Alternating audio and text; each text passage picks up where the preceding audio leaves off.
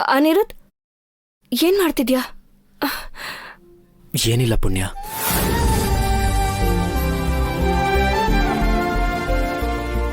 ಅನಿರುದ್ಧ್, ಏನಿದು? ಈ ತರ ಊದ್ಕೊಂಡಿರೋ ನಿನ್ ಕಾಲ್ನ ನೋಡಿದ್ರೆ ನನ್ನ ಕೈಯಲ್ಲಿ ಸಹಿಸ್ಕೊಳಕ್ ಆಗ್ತಿಲ್ಲ ಪುಣ್ಯ. ಯಾವಾಗ್ಲೂ ಸಂತೋಷವಾಗಿ ಇರ್ಬೇಕಾದ್ ನೀನು ನನ್ನಿಂದ ಇಷ್ಟು ಕಷ್ಟ ಪಡ್ತಾ ಇದೀಯ. ನಿಮ್ ಜೀವನದಲ್ಲಿ ನಮ್ಮ ಕುಟುಂಬದವ್ರು ಬಂದಿದ್ದ ಕ್ಷಣದಿಂದ ಇಲ್ಲಿ ನೋಡು, ಇಲ್ಲಿವರೆಗೂ ಕಷ್ಟ ಅನುಭವಿಸ್ತಾನೆ ಇದೆಯಾ. ಚೌಡಮ್ಮ ತಾಯಿ ಗುಡಿಯಲ್ಲಿ ನಾಗಮಣಿ ಕಳೆದು ಹೋಗೋದು, ಆ ಅಪವಾದ ನಿನ್ ಮೇಲೆ ಬರೋದು, ಈಗ ಆ ನಾಗಮಣಿಗೋಸ್ಕರ ನೀನ್ ಪಡ್ತಿರೋ ಈ ಕಷ್ಟನ ನೋಡ್ತಿದ್ರೆ ನನ್ನ ಹೃದಯ ನಿಂತೋದಾಗ ಅನ್ನಿಸ್ತಾ ಇದೆ ಪುಣ್ಯ.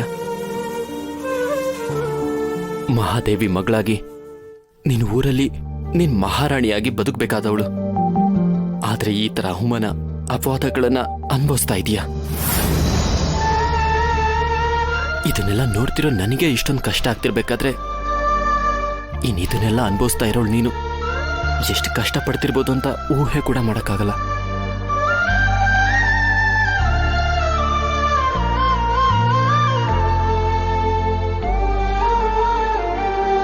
ಈ ಊರಿನ ಕಲ್ಯಾಣಕ್ಕೋಸ್ಕರ ಆ ನಾಗಮಂಡಲನ ಪಡ್ಕೋಬೇಕು ಅಂತಿರೋ ನೀನು, ಆದ್ರೆ ನೀನ್ ಪಡ್ತಿರೋ ಕಷ್ಟ ನೋಡಿ ನಿನ್ನ ಗೌರವಿಸ್ಬೇಕಾಗಿರೋ ಈ ಊರಿನ ಜನ ನಿನ್ ಮೇಲೆ ಅಪವಾದನ ಹೊರಿಸ್ತಿದ್ದಾರೆ.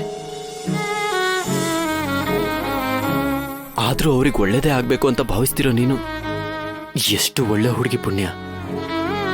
ಅನಿರುದ್ಧ್, ಅದು ಆ ದೇವ್ರ ನನ್ನ ಹಣೆ ಮೇಲೆ ಬರ್ತಿರೋ ಹಣೆ ಬರಹ. ಅದಕ್ಕೆ ಯಾರು ಏನ್ ಮಾಡಕ್ಕಾಗತ್ತೆ ಹೇಳು? ಈ ನಾಗಮಂಡಲದಲ್ಲಿ ಜನ ಸತ್ತು ಹೋಗೋದಕ್ಕೆ ಕಾರಣ ನಾನು ಅಂತ ಇದ್ದಾರೆ. ನಾಗಮಣಿ ಕಾಣಿಸ್ದೇ ಇರೋದಕ್ಕೂ ಕಾರಣ ನಾನೇ ಅಂತಿದ್ದಾರೆ. ಯಾವುದೇ ಪಾಪ ಪುಣ್ಯನೂ ಗೊತ್ತಿಲ್ದೇ ಇರೋ ನನ್ ಮೇಲೆ ಇಷ್ಟೊಂದು ಅಪವಾದಗಳು ಬರೋದಕ್ಕೆ ಕಾರಣ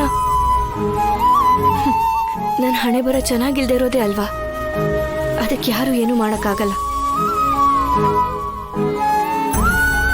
ಅನಿರುದ್ಧ್, ನೀನೇ ಹೇಳ್ದೆ ನಾನು ಒಳ್ಳೆ ಹುಳು ಅಂತ. ನಾನಲ್ಲ,